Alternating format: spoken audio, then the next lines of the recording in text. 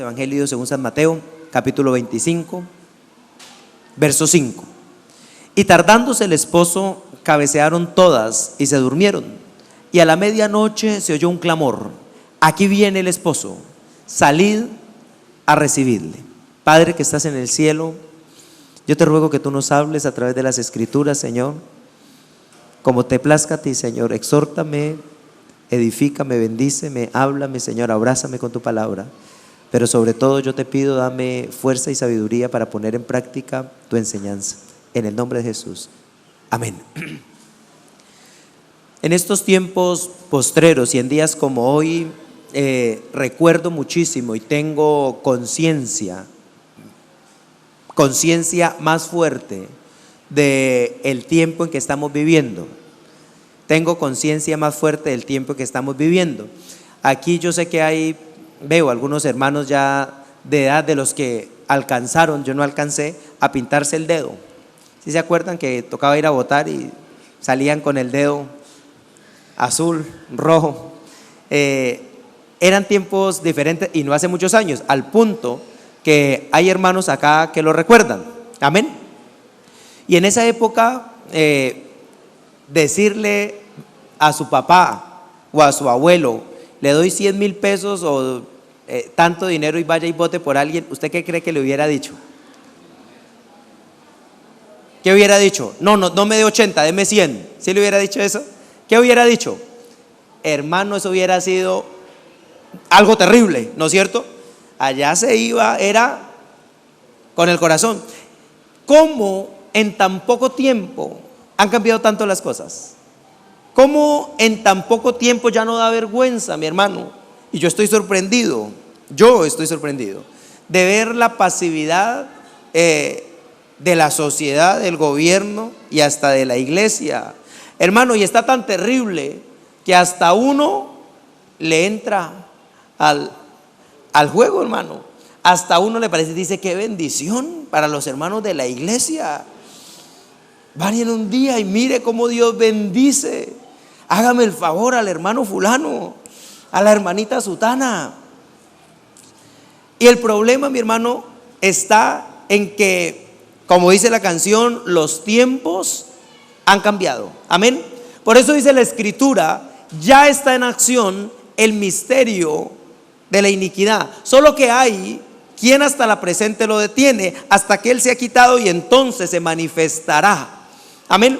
Y con el tiempo, mi hermano, me he dado cuenta, no por revelación de Dios, sino por lo que hemos ido viendo, que ese misterio, esa iniquidad no va a ser manifestada de repente, ¡pum!, sino que ha ido tomando lugar en el corazón, ha ido tomando lugar en las vidas, en los tiempos, hasta que se ha manifestado de una manera, mi hermano, que no podemos tal vez nosotros entender. El capítulo 24 de Mateo, verso 24 dice: porque se levantarán falsos cristos y falsos profetas, y harán grandes señales y prodigios, de manera que engañarán, si fuere posible, aún a los escogidos.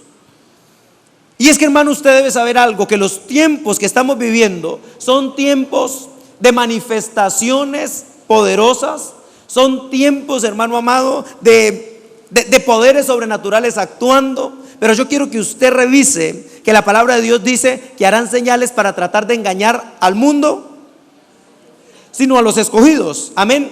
Luego, escúchelo bien, por favor. Yo quiero que usted agarre hoy esta palabra para que sea bendecido por el Señor. Estos falsos profetas no van a estar en el mundo.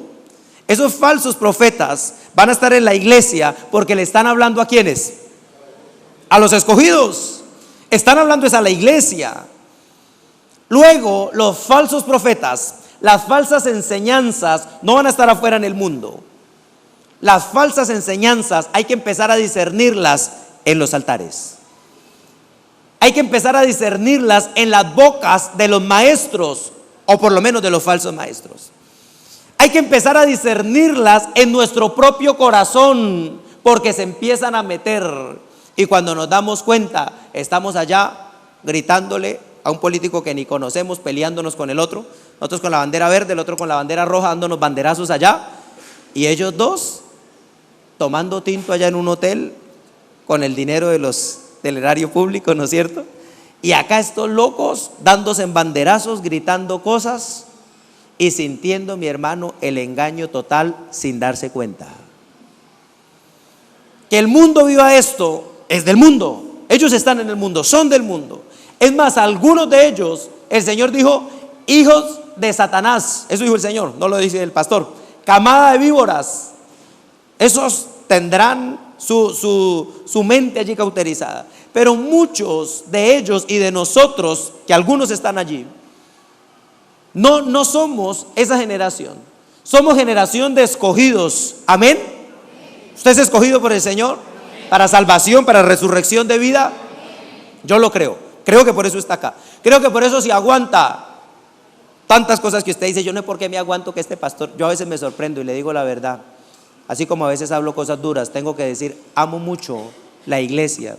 Y a veces siento que amo mucho a esos hermanos que son difíciles, porque cuando les jalo las orejas duro, tienen la humildad para decir, sí, Señor. Yo a veces he esperado que me den hasta un puño, de verdad, que salgan y se vayan y me digan, como dijeron los israelitas de Roboán, el hijo de Salomón, ¿qué tenemos nosotros que ver con la casa de David? Israel a sus tiendas, y salieron y se fueron y no volvieron, ¿no es cierto? Lo botaron. Pero cuando yo miro a algunos hermanos, les digo de corazón, les amo, porque eso es una muestra del llamamiento del Señor. Amén. Es una muestra de la escogencia de Dios. Cuando el pastor a mí me hacía algunas y yo decía, yo por acá no vuelvo, y estando en la casa yo decía, pero ¿para dónde me voy? Yo necesito buscar del Señor. Me arrodillaba a orar y le decía, esposa, nos vamos de la ciudad, y me arrodillaba a orar y el Señor me decía, no se vaya, quédese. Y yo volví otra vez. ¿Qué lo mueve a uno, mi hermano? El llamamiento del Señor. Ayer cuando yo miraba a esos muchachos y me decían que sus familias estaban siendo bendecidas por la decisión de mi esposa y mía, ahí lloré por dentro, porque sé que es verdad, sin ningún ánimo de jactancia ni orgullo, sé que es verdad, y me conmueve porque yo me acordaba de eso. ¿Cuántas veces, Señor, yo estuve arrodillado diciéndote, Señor, no me aguanto al pastor, me voy de acá, no me aguanto esto, me voy de acá? Y mi esposa ya me conocía la clavija. Yo le decía, me voy, y ella me decía, ora, y si Dios te dice que nos vamos, porque ella ya sabía que Dios me decía, no se vaya. Y yo no lo entendía. Fueron años, literalmente años, donde yo estaba muy inconforme con mi sueldo.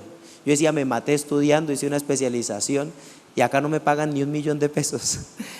Vivo con mi suegro cuando ya yo estaba viviendo solo.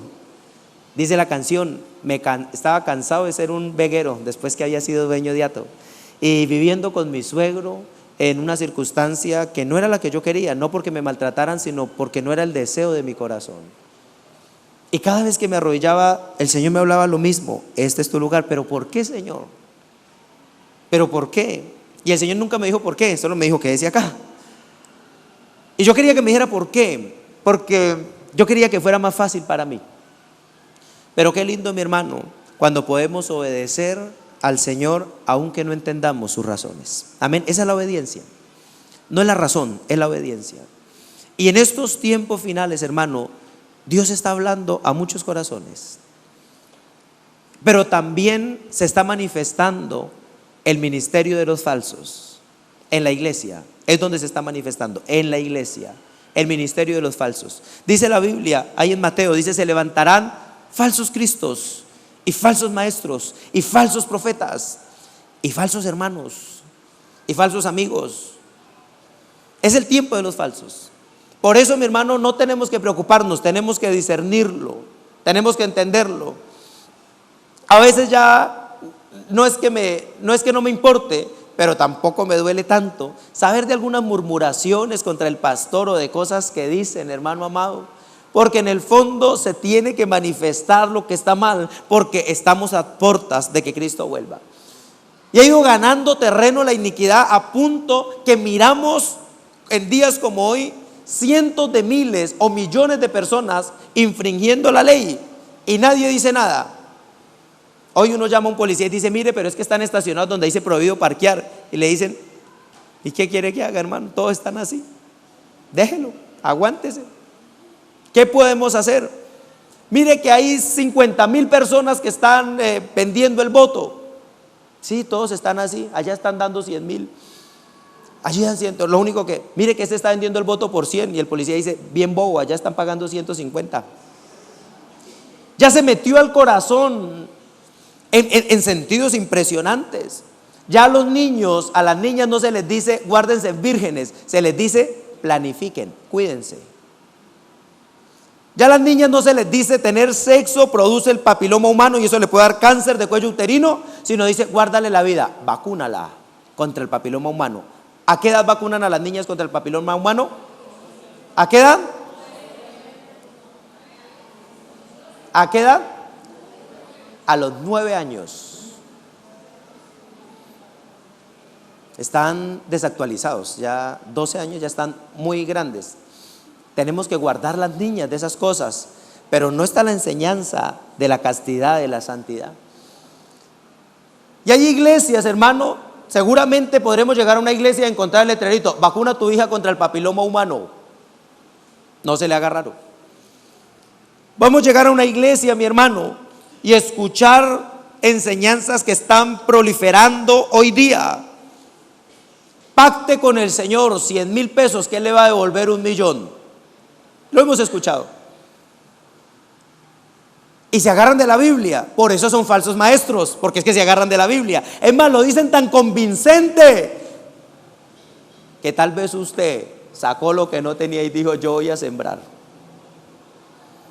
Lo escuchamos y suena tan bien, porque es que son falsos maestros, saben lo que están hablando, suena bonito.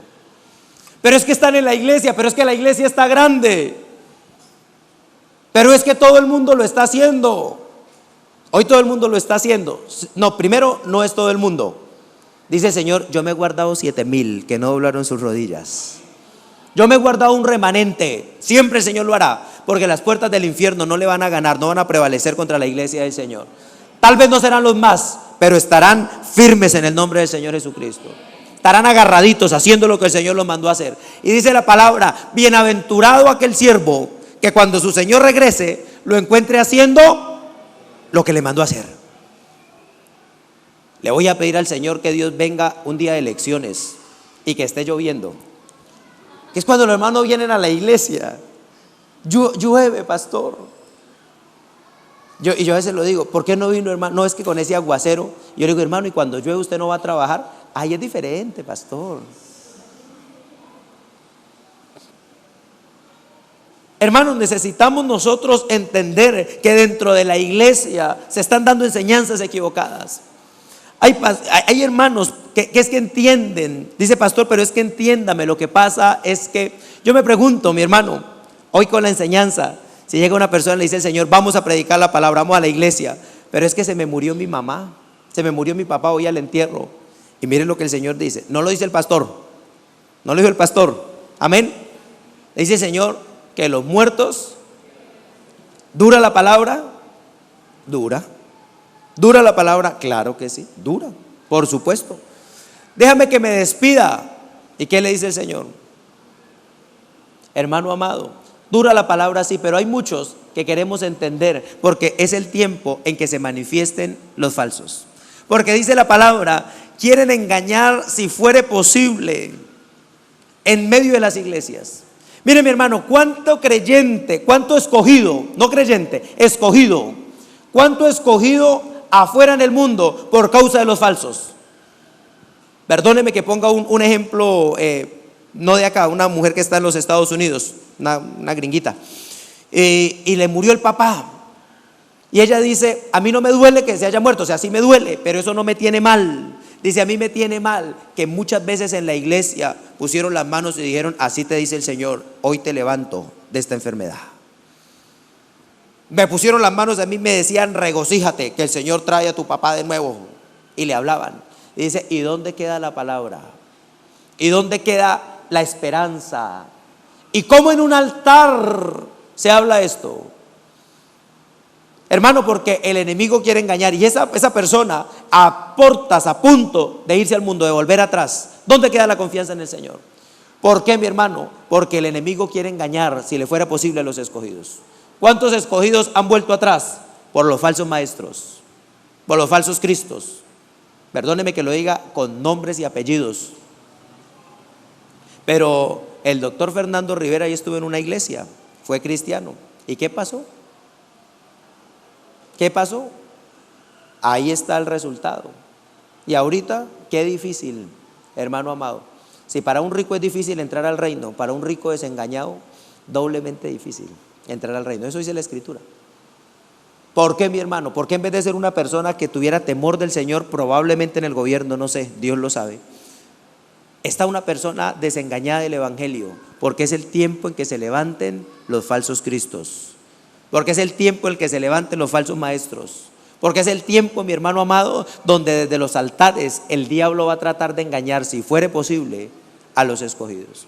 Y hay algo que me sorprende de la Escritura, mi hermano.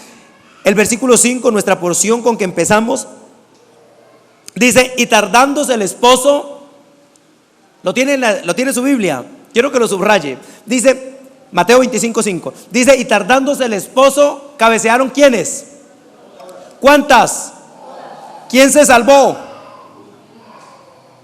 ¿Quién se salvó? Dice: cabecearon todas. ¿Y qué pasó? Mire, mi hermano, que me hizo clic esto cuando lo leí. El Señor me habló y yo dije: con razón llegó ese tiempo en la iglesia donde se acabaron los avivamientos. ¿Se acabaron? Con razón llegó ese tiempo donde el evangelio se volvió tan normal. Con razón llegó ese tiempo donde las mentiras empezaron a proliferar, hermano amado. Y no había y no hay mucha diferencia entre el que cree y el que no cree. Y en el mundo se hace lo mismo que en la iglesia. Y una hermana me dijo cuando esto: ay, pastor, y las luces para el arreglo de los jóvenes. Y se me prendieron las alarmas. No sé quién fue la que me dijo: ¿cuáles luces? ¿Cómo así que luces? En la iglesia ustedes no me van a poner luces. Esto no es una discoteca. No, pastor, es que era un bombillito así para una. Ah, bueno. Pero yo me imaginé esto acá con el strawberry y los muchachos ahí adorando al Señor. No, Señor, guárdanos, Señor, de que en la iglesia se viva lo mismo que afuera. Ayer, pastor, una niña: ¿y cómo estamos? Muy destapaditas, mamita. Se ven muy linditas, así bañaditas, pero vístanse como cristianas. El hecho que estemos en una reunión de jóvenes no quiere decir que no nos vistamos como hijos del Señor. No podemos nosotros en el mundo hacer lo mismo, en la iglesia, perdóneme, hacer lo mismo que en el mundo. Que el Señor nos guarde de en el altar, hermano, empezar a engañar el corazón de la gente.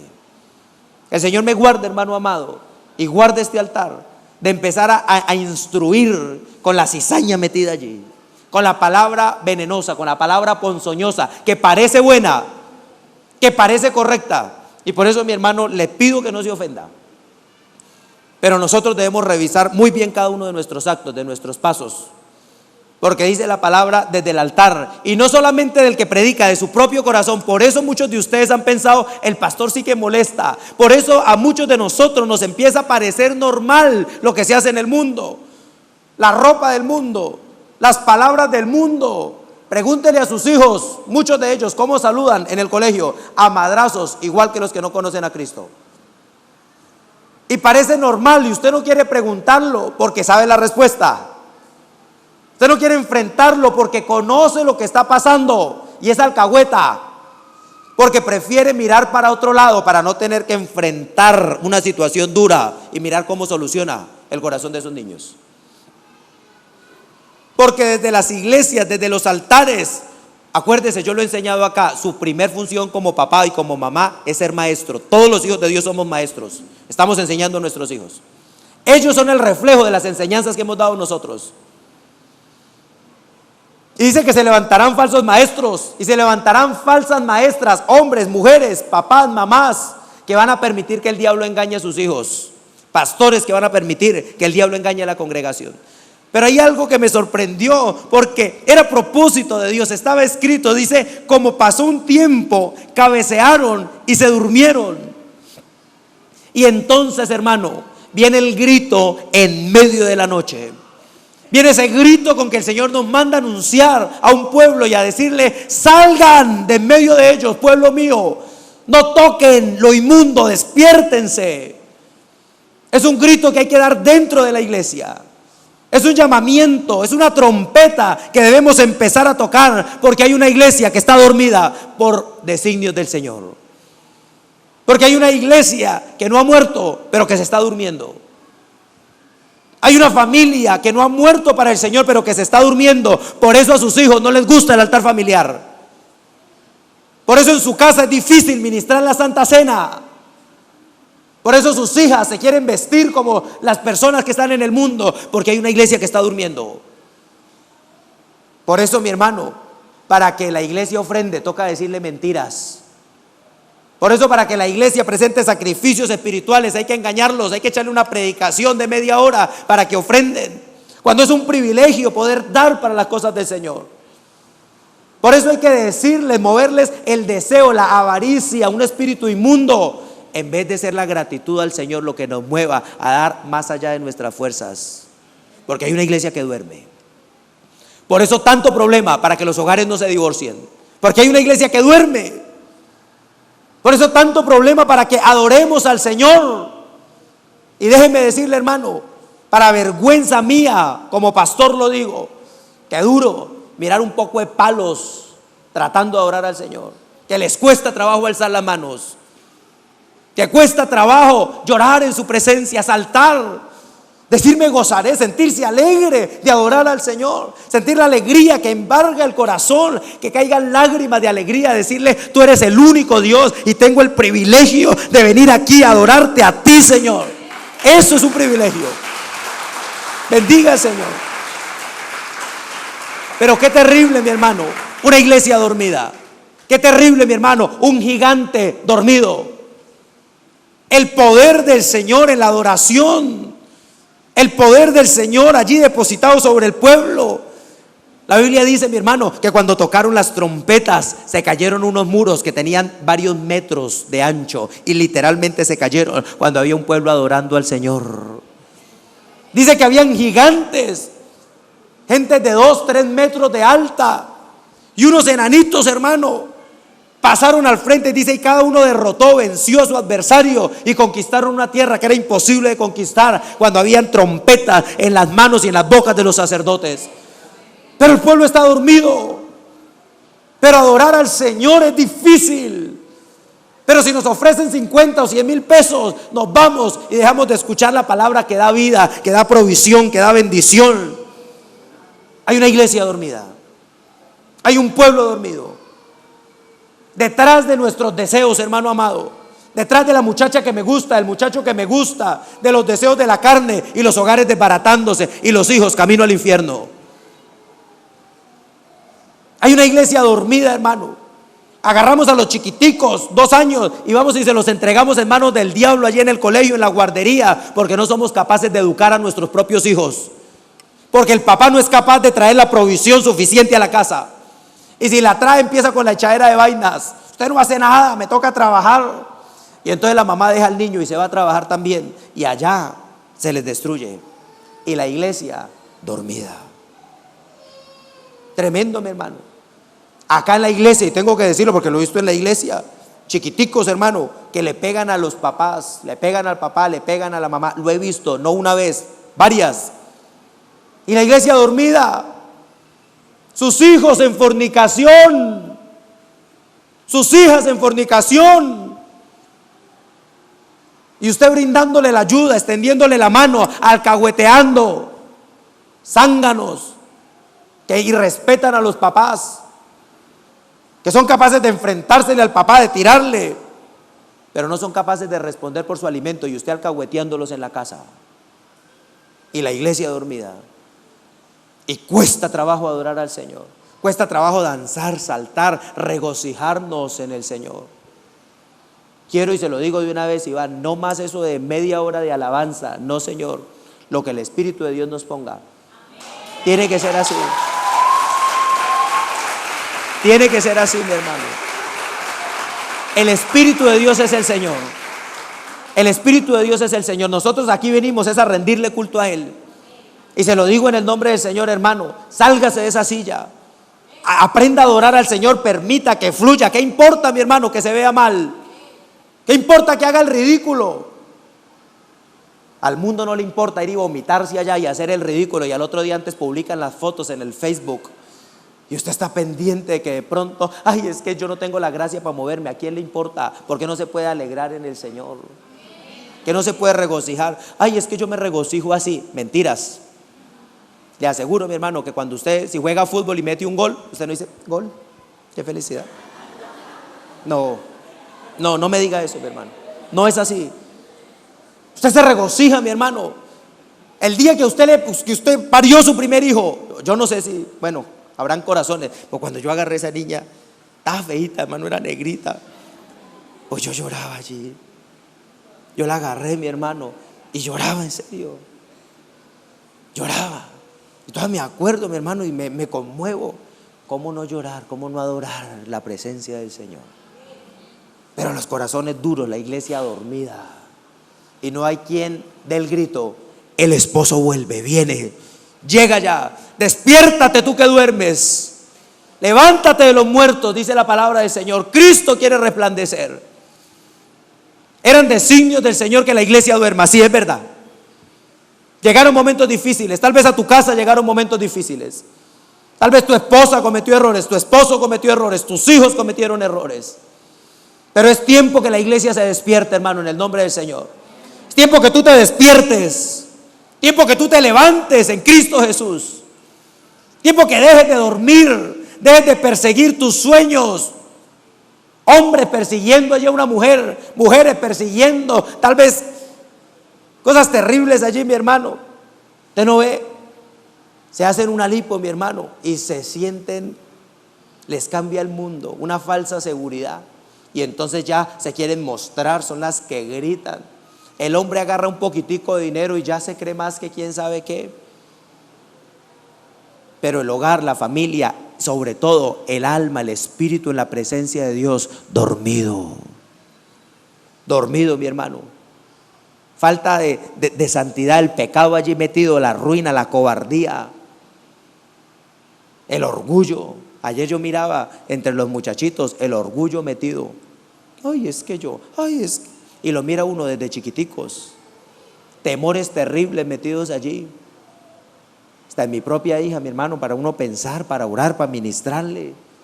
¿Qué les va a dar pena saludar a alguien? ¿Por qué les va a dar pena hablar? Demonios que se meten, que hacen daño. Y los papás dormidos. La iglesia dormida. Me sorprendió, mi hermano, perdón que yo le diga, todos dicen, ay, tan lindo cómo lloraba, pero ¿por qué un niño mira a la mamá, al papá en un video ahí y se ataca a llorar, le da como una cosa terrible? Eso no está bien, algo pasa, hay heridas, hay vacíos en el corazón. Y de los 50 que habían, como 40 les dio el patatús cuando vieron a la mamá, al papá. ¿Por qué? Esto es para pensarlo, esto es una iglesia que está dormida, hermano. Todas son familias que están dormidas, que no se dan cuenta que sus hijos se están destruyendo ante sus ojos, que no se dan cuenta que hay vacíos en el corazón, papás que no son capaces de abrazar, de orar, de ministrar. Yo miraba ahí papás que no fueron capaces de decir, te amo, hijito, te amo, hijita, estoy dichoso, escondidos detrás de algo. Una iglesia dormida, hermano. Y mientras tanto, los falsos profetas diciendo paz, paz, y no hay paz. Diciendo bendición, pues no hay bendición. Diciendo hogares bendecidos, hogares lindos, pero no hay hogares bendecidos. No hay hijos bendecidos. No hay sacerdocio, no hay profecía, no hay santidad. Porque la Biblia dice, el esposo tardó, cabecearon y finalmente se durmieron. Son designios del Señor. Pero este es el tiempo, mi hermano, porque dice, a la medianoche se oyó un clamor, aquí viene el esposo, aquí viene el esposo, aquí viene el esposo. Salgan a recibirlo, salgan a adorarlo a él. Despiértate tú que duermes, es el tiempo del clamor. Es el tiempo de despertar, es el tiempo de decir, me dormí, pero hoy el Señor me llama y aquí estoy de pie para adorarlo, para pelear por mi hogar, para llamar las cosas que no son como si fueran, en el nombre bendito de Jesús.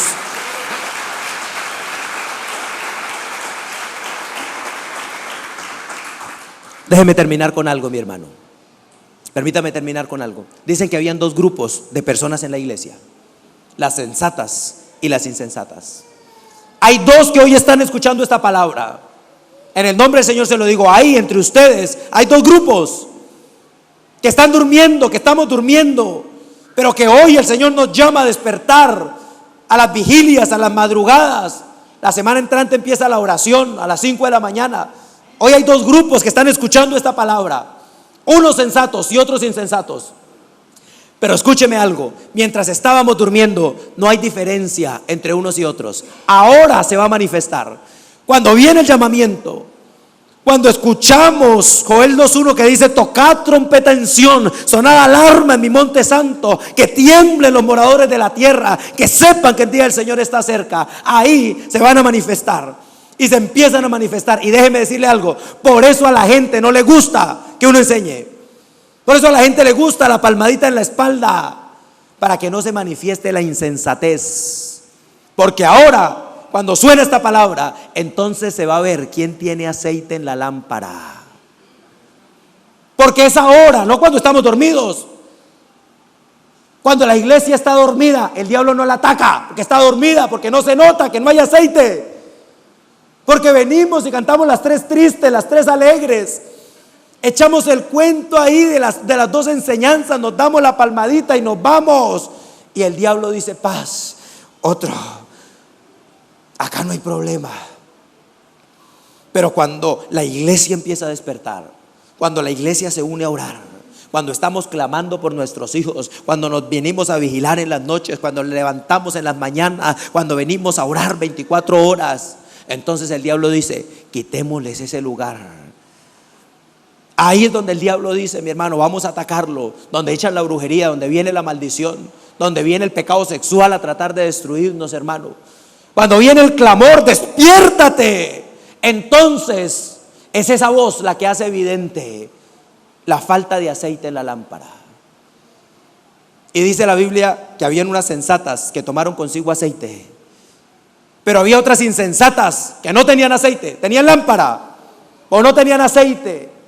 Y cuando empezaron a caminar, se quieren agarrar del otro: pastor, ore por mí, pastor, ayúdeme, vaya a la casa, haga guerra espiritual. Pero le dicen las sensatas: vayan y compren su propio aceite, vayan y busquen ustedes la presencia, vayan y acérquense ustedes al que provee el aceite para la lámpara. Y el resultado, mi hermano, dice: unas entraron al gozo, unas entraron a las bodas, unas entraron al momento de regocijo, y otras clamaban desde afuera. Algunos creían que eran también de esa manada. Algunos estaban en la iglesia, salieron de nosotros, estaban allí, parecían que sí, parecía que sí. Es el tiempo, mi hermano, en que se manifieste la iglesia que despierta, en que se manifieste, mi hermano, el sensato que agarra aceite. Usted sabe que el aceite es símbolo de la presencia. ¿Sí sabía? Que el aceite es ese símbolo de la gloria de Dios derramada. Los ungían con aceite, mi hermano, a los reyes, y ese aceite hacía como que brillaran, que reflejaran algo glorioso. El aceite, mi hermano, es la presencia. ¿Quién tiene aceite para que su lámpara alumbre en su casa? Dice la escritura, mi hermano amado, no se prende una luz para ponerla debajo, sino se pone arriba y alumbra todo lo que está alrededor. ¿Dónde están esos hogares que alumbran? ¿Dónde están esas familias que resplandecen? ¿Dónde están esos hijos de corazón sano? ¿Dónde está esa iglesia que busca, que viene aquí a orar, a clamar? Mañana empezamos a verlo. Perdón, hermano, no es porque vivan lejos. Gente de por allá, de la Reliquia, la Porfía, el 13 de mayo, yo no sé, allá estaban en los puestos de votación. ¿Saben desde qué horas? Como desde las 12 de la noche, los miré yo. Cuando llegué a la casa ya habían unos locos ahí haciendo tinto a medianoche que salimos de acá de la iglesia. A las 5 de la mañana ya están allá. Pero a la avenida La Oración me queda lejos, pastor. ¿Dónde está el que despierta, el que busca? ¿Dónde está mi hermano amado, el que enseña? Yo se lo digo en el nombre del Señor Jesucristo. Es tiempo de despertar. Es tiempo de que una iglesia busque al Señor. Es tiempo de que miremos antes de que sea tarde, y a los que nos haga falta aceite, ir a comprarlo, ir a buscarlo, ir a buscar esa presencia bendita del Señor, hermano. Es tiempo de que se manifiesten los sensatos y los insensatos. Dice la palabra del Señor: yo te guardaré de la hora de la prueba. Pero esa guardada, mi hermano, no es dentro del templo. ¿Usted qué hace si se viene chingaza? Yo me voy para la iglesia, pastor. También lo arruma chingaza. El problema no es correr a la iglesia, el problema es estar guardado en la presencia del Señor, en el centro de su voluntad, mi hermano, donde no temamos al que mata el cuerpo, sino donde temblemos ante el que puede matar el cuerpo y destruir el espíritu, el alma, perdóneme, en el lago de fuego. Necesitamos esa presencia del Señor. Hoy tal vez es un día para reflexionar, mientras allá se vuelven locos, mientras los muertos entierran sus muertos. Nosotros poder buscar la presencia del Señor, poder decirle: Señor, yo te seguiré, no importa lo que tenga que dejar atrás. Poderle decir: Señor, yo te amo más que a mi vida. Poderle decir: Señor, yo quiero este aceite para que mi lámpara brille, Señor, para que mi lámpara resplandezca, para que el día, Señor, que tú me llames, pueda yo decir, o más bien oír esas palabras de tu boca que dice: bien, buen siervo y fiel, sobre lo poco has sido fiel, sobre lo mucho te pondré, entra en el gozo, en el reposo de tu Señor. Esa palabra es la que yo quiero, Iván. Esta palabra es la que yo quiero para la iglesia hoy. Entra en el reposo de tu Señor, donde tú puedas decirle: Señor Dios mío, en tu presencia quiero estar. No importa lo que haya allá afuera, no importa